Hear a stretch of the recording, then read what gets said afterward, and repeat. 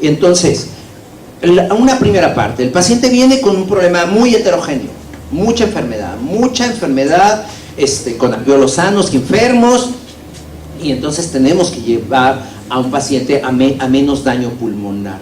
La ventilación actual podría ser esta parte de alternativa que tenemos, porque APRV además es un modo ventilatorio que apareció hace muchos años, varios años. Yo creo que debe tener, por los 80 se empezaron a hacer los trabajos en perros y un buen grupo de pacientes con politrauma empezó a trabajarse con ellos también. Y entonces en la actualidad aparecen todos los ventiladores, no es de todo ventilador que exista, de las nuevas generaciones, ahí viene ese modo ventilatorio. Y entonces nos encontramos prácticamente a todos, desde hasta los actuales, el 980 o el B500 de Dreger también aparece. Todos los equipos lo tienen, pero hasta los anteriores, el 840 lo tenía, o el Evita XL también lo tenía. De hecho, aprendimos parte de esto en este modo ventilatorio. No es algo nuevo. ¿Por qué no funcionó? Fíjense o por qué no ha funcionado y no lo hemos tomado y ya se ha tomado con mucho recelo este modo ventilatorio. Este gráfico que se encuentra al fondo habla bien de lo que representaría APRV, y entonces nos dice que el autor lo que hizo fue llevarla a inspiración un paciente y lo mantiene en inspiración de manera continua, y de repente libera la presión de la vía para permitir la oxigenación y que el CO2 se elimine para nuevamente regresar al nivel de ventilación. Si tuviésemos que ver la curva lo que dice es que el paciente tiene esta curva, es flujo desacelerado, como los modos limitados por presión, es un flujo desacelerado, entra al aire a una velocidad, pero cae tan rápidamente para llevarlo a cero completamente y permitir que el movimiento de la presión no exista dentro de la vía aérea del paciente. Y después viene la salida del aire para otra vez llevar a cero. Pero aquí hay algo. Esto que se encuentra aquí es una ventilación espontánea que apareció ahí, pero no se ve de manera tan común. El paciente está teniendo esfuerzos respiratorios en esta parte de la fase inspiratoria. Hay esfuerzos inspiratorios y no chocan, no generan mayor problema con el paciente. Así son de esta manera.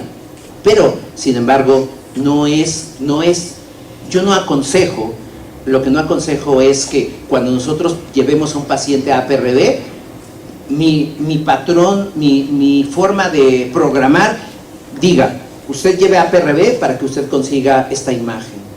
No, eso no son imágenes. No es que yo quiera llevar a un paciente a eso. Debo de tener objetivos.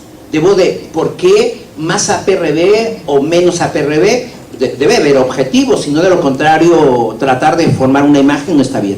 Y esto lo comento porque lo he visto, en mi país lo he visto, cómo de repente llevan a un paciente a una relación de 9-1 y después ya no saben qué hacer con ese paciente. Los llevan a un grave problema. Por eso ahora digo que no, yo no estoy aconsejando que se haga. Cuando se haga se debe hacer bien hecho. Y voy a fundamentar que APRV es lo mismo que una ventilación limitada por presión, que es lo mismo, solamente cambiamos algunas cosas. ¿Acaso la ventilación espontánea?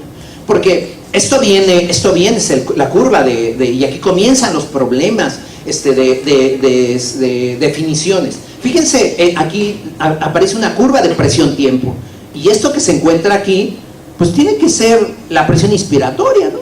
Porque el paciente inspiró, así se llama presión inspiratoria, pero que pone la marca, le dice, ¿sabes qué? No, se llama fase inspiratoria. Uy, bueno, está bien. Y en lugar de llamarle tiempo inspiratorio, le llamo tiempo alto. Cambio totalmente los nombres. Y entonces a cualquiera que va a programar, dice, ¿cuánto le pongo de tiempo alto? Oh, no lo sé, es tiempo inspiratorio. ¿Y cuánto le pongo de fase inspiratoria? Híjole, yo solamente me sé la presión inspiratoria, ¿no? De la fase inspiratoria. Pero todavía más, cuando yo lo intenté hacer con el Puritan Bennett 840, viene como PIP alto y PIP bajo, ¿no? Y entonces cuando yo programo el PIP bajo, y luego voy a programar el PIP alto y digo, el PIP alto, y a mí mi maestro nada más me enseñó un PIP, no me enseñaron 2 PIPs. Y entonces dije, no, ¿sabes qué? Ventilación controlada, no me meto en estos problemas, o sea, ¿qué es esto? No, se llama el PIP alto, es presión inspiratoria, y el PIP bajo es PIP, o sea, no tendría que haber otro nombre diferente. Bueno, alguien le pone, es que, ¿saben qué? Es que es bilevel, porque hay un nivel alto y un nivel bajo. pues sí, está bien. Pues, expresión inspiratoria y inspiración y expiración. Es más, nosotros respiraríamos en B-level también, ¿no? Inspiramos y luego expiramos. Eso es un B-level. Y también liberamos presión de la vía aérea después de inspirar y también expiramos. Es más, es un bifásico, tenemos 2 fases también. Les ponen diferentes nombres, lo cual genera discusión hasta en la literatura. Pero este autor lo que hizo, dejarle un poco de tiempo para liberar la presión.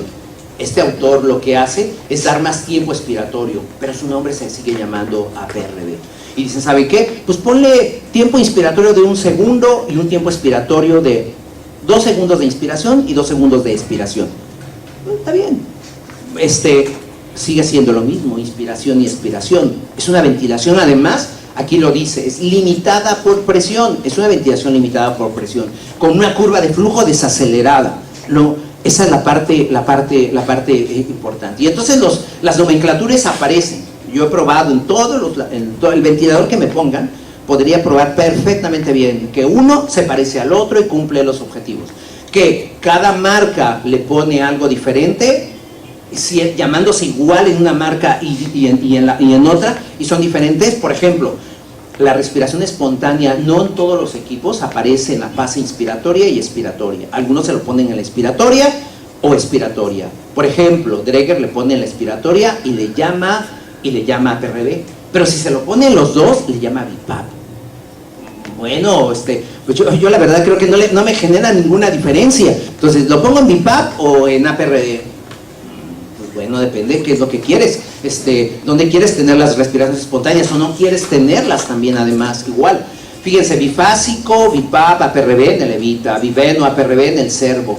De hecho, vimos por ahí una vea que decía bifásico-APRB, así venía. B-level con Puritan Bennett, Duopap y APRB en Hamilton. Bien interesante esto porque parecen 2 modos ventilatorios diferentes, son iguales, nada más que en uno aparece espontáneas en una fase y en la otra en las 2 fases. Y este fue uno de los artículos que leí de manera original de APRB. Aquí viene su nombre, de hecho viene su nombre, Journal of Trauma 2007. Un artículo escrito bien escrito, pero creo que el autor para ese tiempo era un buen compilador de información, pero no era un usuario de APRB, no lo era, así como me he encontrado mucha literatura que lo escriben usuarios que no son usuarios de APRB. Esto es un problema, porque yo al menos ahora pienso, yo no escribo de parto y cesárea, porque no sé de eso. ¿Por qué voy a escribir de eso? Debo de escribir y decir de lo que conozco y de lo que sé. Entonces, APRB es esto. Fíjense lo que el autor hizo. El autor, después cuando lo veo, ese autor me enseñó mucho, pero luego también viene la crítica. ¿Qué ventilador es este? ¿Un qué? Puritan Bennett 840, ¿no? Y entonces, aquí dice APRB y está en B-level. Creo que es lo mismo realmente. ¿Cómo programó el B-level? 10 de frecuencia respiratoria, 30 de PIP alto, 30 de PIP high y 0 de PIP. Yo digo, ¿a poco así programamos la ventilación? Yo no programaría esa APRB, no lo programé, no lo aconsejo. No, dice la literatura, es que sí, debe ser APRB cuando tenga 0. No, ¿por qué? ¿Dónde dice que debe de ser así? Póngale usted algo de PIP. Es más, puedo ahora decirle, proteja a su paciente con un driving pressure. Póngale, si usted le pone aquí 25 y aquí le pone 16 o le pone 11, tiene usted un driving pressure de 14. Puede proteger a su paciente con driving pressure perfectamente bien. Y no hay necesidad de que yo tenga una relación IE de 9:1. Le pone presión soporte. Supongo que su paciente debe estar muy grave. ¿Para qué le pone presión soporte? O sea, yo decía, ¿a poco pensaba que la presión soporte iba a entrar en este paciente? No iba a entrar, porque para que pudiese entrar la presión soporte, debería ser una presión soporte mayor a la diferencial que existe entre 30 y 0, es decir, 30. Y para que pueda entrar la presión soporte, debería de tener 31, 32, 35. 10 nunca va a entrar, lo cual me hace pensar que el autor sabía muchísimo y decía, me pongo 10, la verdad sé que no va a entrar, pero bueno, es una literatura, yo le hubiera puesto 0 porque se presta a que la gente diga, ¿y cómo programó la presión soporte? Pues no. ¿Y cuándo la iba a programar? No la programo siempre. No tengo al paciente en SIRA grave y le estoy programando presión soporte. No hago eso. Eso lo hago a través de las diferentes fases de la ventilación. Es como el modo limitado por presión. Yo lo tengo limitado por presión y pasa el tiempo y ahora lo cambio a presión soporte. Nada más. O en ACV, el paciente llega a entrar a ventilación espontánea en cierto momento. No es para todos. Hay que buscar el momento para todo ello, ¿no? Y entonces lo ventila así, unas curvas, algo así. Pero luego publica esto, sensibilidad expiratoria para la presión soporte, que pues ni va a aplicar absolutamente.